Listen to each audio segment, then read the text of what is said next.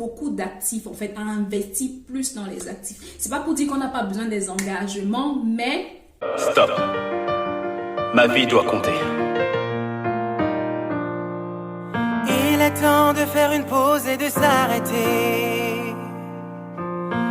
Tendre l'oreille et écouter Dieu me parler. Obéir à sa volonté, c'est encore possible de partir de nouveau. Ma vie doit compter, compter, stop my...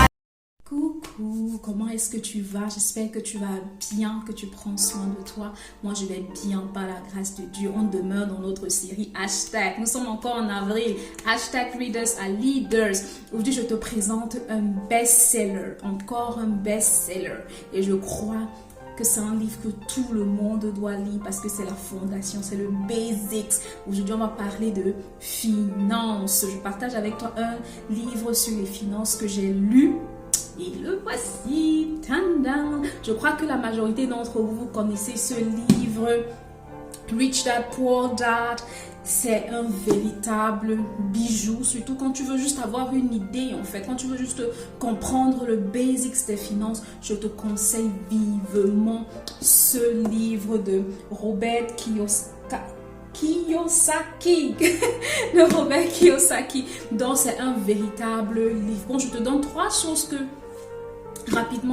j'ai pu apprendre au travers de ce livre, c'est de différencier. La première des choses, c'est de différencier entre les engagements et les actifs. Ça, c'est tellement important. La plupart de ceux qui n'ont pas le succès ont tellement d'engagement et eux, ils se disent que ce sont des actifs. Par exemple, si on t'augmente, tu as une augmentation de salaire et tu te dis non, il me faut la plus belle voiture en ville, tu t'en vas, tu achètes la plus belle voiture en te disant que voilà, ta voiture va démontrer que tu es riche. Mais c'est tellement faux parce qu'une voiture, c'est un engagement, c'est pas un actif. Avec une voiture, tu dépenses. Les engagements te font dépenser, donc tu investis encore plus ton argent. Pourtant, les actifs te rapportent de l'argent. Donc, tu dois te concentrer à avoir beaucoup d'actifs, en fait, à investir plus dans les actifs. C'est pas pour dire qu'on n'a pas besoin des engagements, mais les actifs sont très importants. Et le fait d'être conscient de ce que tu es en train d'acheter, de ce que tu es en train d'acquérir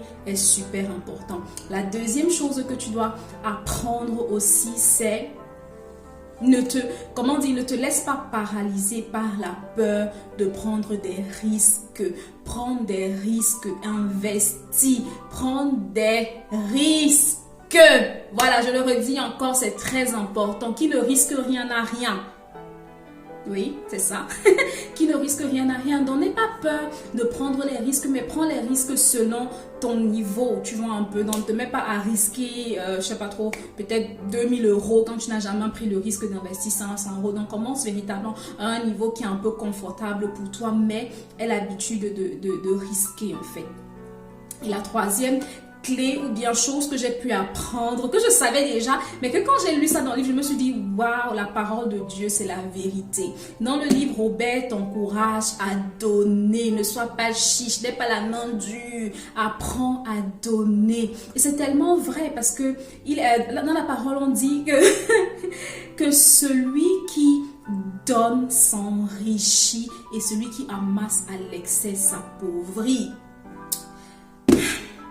Donc, apprenons à donner, apprenons à être généreux. Ça ne va pas diminuer ta fortune. Au contraire, ça t'enrichit. Pouvoir aider les autres, pouvoir donner avec tes finances va t'enrichir. Sur ce, je te souhaite de passer une agréable journée. Que la grâce de Dieu t'accompagne. Oui, si tu n'étais pas encore abonné à notre chaîne Your Life Must Count, s'il te plaît, abonne-toi. C'est ici que tout se passe. Ah oui. Et surtout, n'oublie pas de liker, partager, laisse-moi un commentaire, ta vie doit compter. Je ne suis pas un hasard sous terre.